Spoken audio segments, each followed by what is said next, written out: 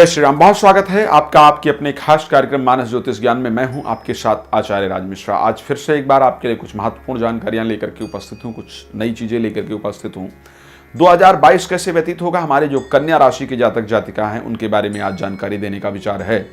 कन्या राशि के जैसा कि आप लोग जानते हैं कि स्वामी बुध हैं, 2022 की परिस्थितियां क्या रहने वाली है, आइए थोड़ी सी ग्रहों पर चर्चा कर लेते हैं, फिर आपको महत्वपूर्ण जानकारियां देते हैं। तो क्या रहेगा, एक तो आपके राशि स्वामी स्टार्टिंग में गोचर करेंगे पंचम भाव के अंतर्गत शनि के साथ। सूर्य और शुक्र का गोचर आपके 9th हाउस में जाकर के होगा कहीं ना कहीं, और केतु मंगल आपके 3rd हाउस में गोचर करेंगे। राहु आपकी गोचर करने वाले हैं 9th हाउस के अंतर्गत।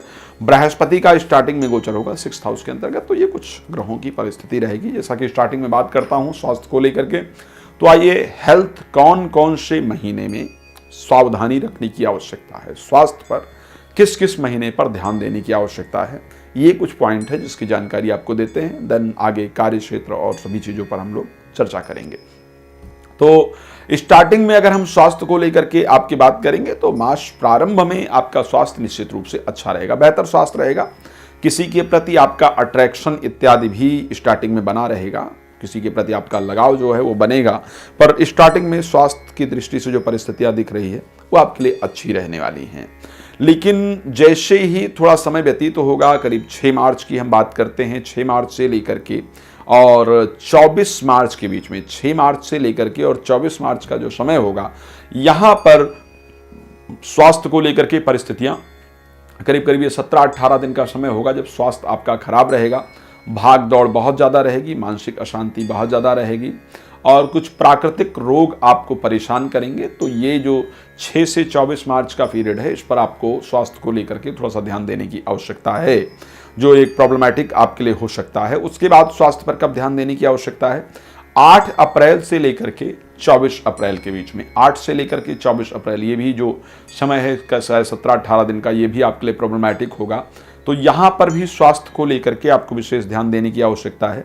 यहाँ पर भी आपका स्वास्थ्य खराब रहता हुआ दिख रहा है। उसके बाद स्वास्थ्य पर 31 जुलाई से लेकर के और 20 अगस्त के बीच में, 31 जुलाई से 20 अगस्त के बीच में भी आपका स्वास्थ्य खराब रहेगा। ये ऐसे स्वास्थ्य को लेकर के समय है जब जब आपको प्रॉब्लम हो सकती है। मैंने उन टाइमों को आपको हाईलाइट करके बता दिया है। इन समय पर आप स्वास्थ्य को लेकर के ध्यान रखेंगे। अब आइए बात कर लेते हैं कार्य क्षेत्र को लेकर के, कौन कौन से समय में कार्य क्षेत्र में आपके दिक्कतें उत्पन्न होने वाली है। तो जो स्टार्टिंग टाइम है कार्य क्षेत्र के लिए वो निश्चित रूप से अच्छा है, लाभप्रद रहने वाला है, अच्छा लाभ प्राप्त होगा, मित्र इत्यादि का सहयोग मिलेगा और सफलता आपको जरूर मिलेगी। लेकिन जो समय स्वास्थ्य के लिए मैंने खराब बताया है 6 मार्च से लेकर के और 24 मार्च के बीच में, इसी समय पर कार्य क्षेत्र में भी आपको दिक्कतों का सामना करना पड़ेगा। यहाँ पर लोग कुटिल चाल से अपने, अगर आप नौकरी इत्यादि कर रहे हैं तो अपने चालाकियों से, अपनी कुटिल चाल के माध्यम से आपके कार्य को रोकने का प्रयास किया जाएगा, आपको नुकसान देने का प्रयास किया जाएगा। तो आपके लिए प्रॉब्लम वाला समय करीब ये जो 6 से लेकर के 24 मार्च के बीच का समय होगा, ये मेरी दृष्टि से प्रॉब्लमैटिक रहेगा। कार्य क्षेत्र को लेकर के बहुत सारे उतार चढ़ाव और बहुत सारी दिक्कतें देखनी पड़ेंगी। लेकिन अगर हम बात करें 24 मार्च से लेकर के 8 अप्रैल के बीच का, ये समय आपके लिए बेहतर होगा। अगर इस समय में प्रमोशन वगैरह का संयोग बना तो निश्चित रूप से वो होगा और कार्य में भी अच्छा रिजल्ट प्राप्त होगा। भाग दौड़ थोड़ा रहेगा पर रिजल्ट अच्छा आने वाला है। जीवन साथी का भी सहयोग मिलेगा कार्य में, तो सफलता आपको निश्चित रूप से अच्छी प्राप्त होगी।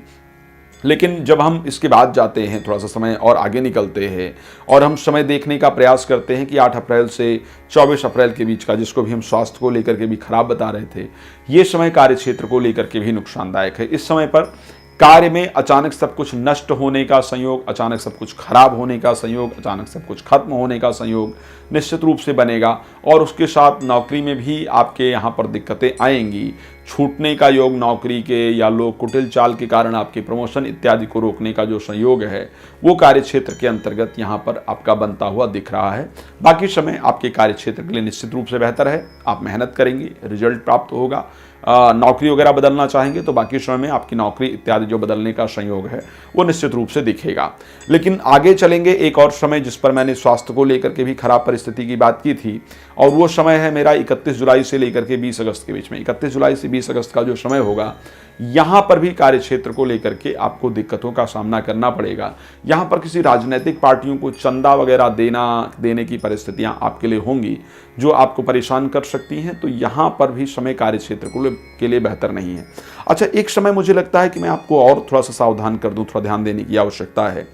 2 जुलाई से लेकर के 17 जुलाई के बीच में करीब जो 15 दिन का समय होगा, 2 जुलाई से 17 जुलाई के बीच में, यहाँ पर आपके जितने भी रुके हुए कार्य हैं वो निश्चित रूप से बन जाएंगे। कुछ ऐसे ऑफर आपको प्राप्त होंगे जो देखने में बड़े लुभावने लगेंगे, लेकिन उनके पर्दे के पीछे की सच्चाई कुछ और होगी। इस टाइम पर पैसा कमाने का संयोग बनेगा और हो सकता है कि आपके कंधे पर बंदूक रख करके कोई और पैसा कमा ले और बाद में आप उस मामले के अंदर फंसें। तो ये मुझे लगा कि आपको एक बार सावधान करना चाहिए। इस समय को विशेष रूप से ध्यान दे करके आप चलेंगे ताकि आपको नुकसान का सामना ना करना पड़े। तो एक तो स्वास्थ्य हो गया, दूसरा हमने कार्य क्षेत्र को लेकर के भी कहीं ना कहीं चर्चा कर लिया। अब चलते हैं इंपॉर्टेंट पॉइंट पर, और वो इंपॉर्टेंट पॉइंट है एक तो एजुकेशन और संतान, और तीसरा वैवाहिक जीवन। ये भी 2 पॉइंट हमारे लिए बड़े इंपॉर्टेंट है जिस पर फोकस करने की आवश्यकता है। तो वैवाहिक जीवन को लेकर के वर्ष के आरंभ में जीवन साथी के स्वास्थ्य में प्रॉब्लम रहेगी और उसके साथ उनके साथ संबंध भी अच्छे नहीं रहेंगे, तो परेशानियां होंगी। मास का आरंभ जो है वो परेशान करने वाला, वर्ष का आरंभ परेशान करने वाला होगा। लेकिन 13 अप्रैल को जब बृहस्पति प्रवेश करेंगे आपका मीन राशि के अंतर्गत, तो यहाँ पर आपका अगर विवाह नहीं हो रहा है तो विवाह होने का संयोग बनेगा। जीवन साथी के साथ संबंध मधुर होंगे। टूटते हुए रिश्ते, बिखरते हुए रिश्ते भी जुड़ने का जो संयोग है वो बनेगा। प्रॉपर्टी वगैरह लेने का या प्रॉपर्टी वगैरह बनाने का भी संयोग यहाँ पर निश्चित रूप से बनेगा। तो वैवाहिक जीवन को लेकर के स्टार्टिंग समय बहुत अच्छा नहीं है, लेकिन अगर उसके बाद की बात करें तो निश्चित रूप से एक अच्छा समय आपके लिए दिख रहा है। विवाह को लेकर के स्टार्टिंग खराब, लेकिन बाद का समय अच्छा। तो इस प्रकार की परिस्थिति वैवाहिक जीवन को लेकर के इस वर्ष में रहने वाली है। संतान को लेकर के अगर हम बात करें तो स्टार्टिंग समय संतान की दृष्टि से निश्चित रूप से बहुत फायदेमंद है।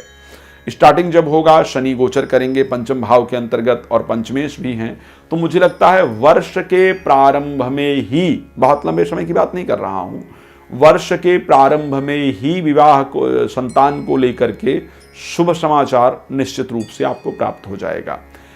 पढ़ाई इत्यादि में अगर हम मन की बात करें तो वर्ष के स्टार्टिंग में पढ़ाई में बहुत अच्छे से मन लगेगा, प्रयास भी करेंगे और उसका अच्छा रिजल्ट भी निश्चित रूप से आपको प्राप्त होगा।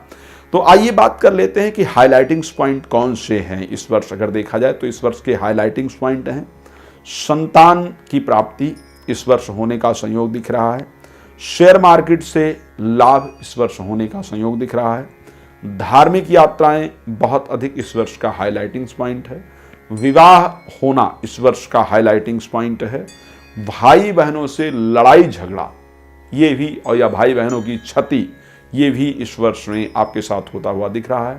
तो अन्य कोई भी जानकारी चाहिए तो परेशान बिल्कुल नहीं होंगे। डिस्क्रिप्शन में नंबर दिया जा रहा है, आप कॉल कर सकते हैं, जानकारी प्राप्त कर सकते हैं। हमेशा हम आपकी मदद के लिए तैयार रहते हैं।